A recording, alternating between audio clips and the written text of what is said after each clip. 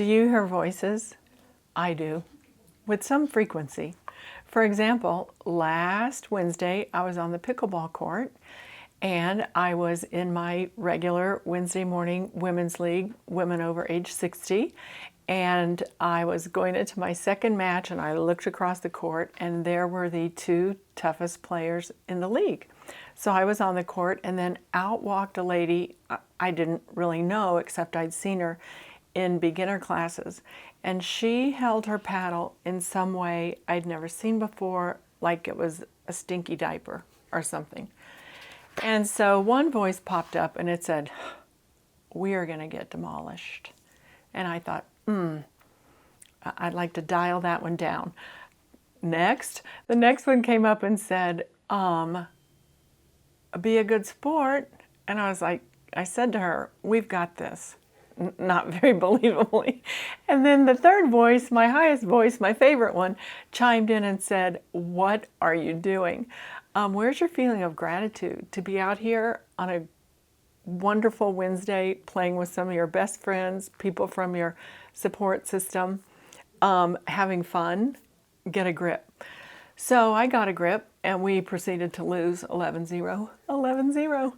So I had to take a deep breath, let that go, and just reframe and self-regulate back to being pickleball positive Linda. But the point is, there's a lot that goes on up here for us as human beings, isn't there? We have 90 million neurons making trillions of connections, doing thousands of things for us every day. Everything from texting to in the background, silently, automatically, doing our digesting. I mean, right now, if it's safe for you, put your left thumb up and your right thumb down, and then flip them. That takes 16 areas of your brain, this divinely made structure that keeps us going. And as a person of faith, I think I know what keeps it going. It is that divine presence within me. It is that intelligence, that creative ultimate presence that imagined me, brought me into being, and sustains me with every breath I take, every beat of my heartbeat. And I am so grateful for that. So this is a new time and can be kind of a challenging time. So I've been using my internal highest voice, that one that seems to be in the high watchtower of my soul, in a couple of interesting ways lately. And one of them is that I go to it in order to notice the kindnesses of other people.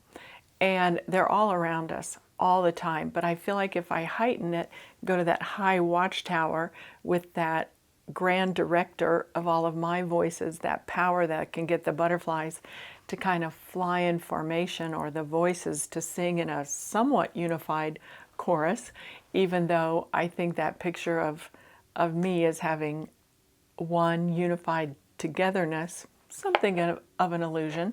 But I've been going to that divine conductor and asking, please help me notice the kindnesses of other people.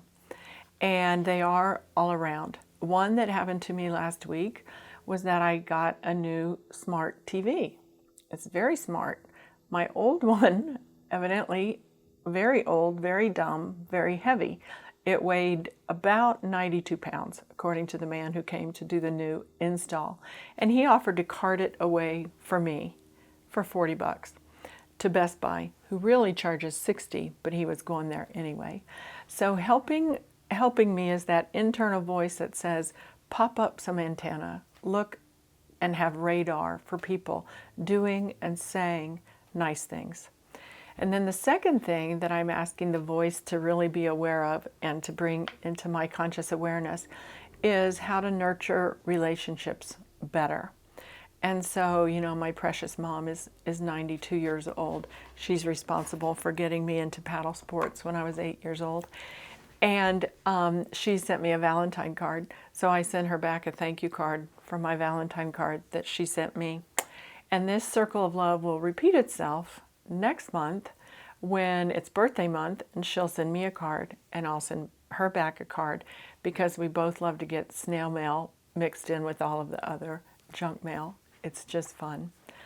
So just to recap, I think it's a little bit like the young girl in that movie Inside Out, where she had the emotions that had voices within her brain, and she had joy living up there, she had some anger, she had some disgust. In the second version of that movie, they added anxiety. So all of those voices going on in her head, and she also was trying to get them to fly something in something like a unified formation. Very difficult to do.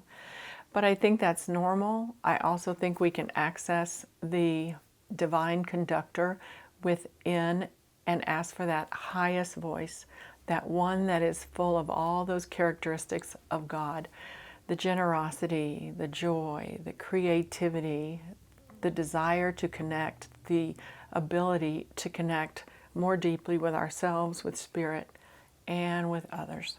I wish you well with that. And let us pray. Oh, and now just going to that beautiful inner cathedral which resides within us, mind, body, spirit, and every cell, tissue, and fiber that is just inspirited with that presence, that knows that as it is said in the Bible, the kingdom is within us, spirit indwells us, and indeed we are gifted with that every moment of our lives.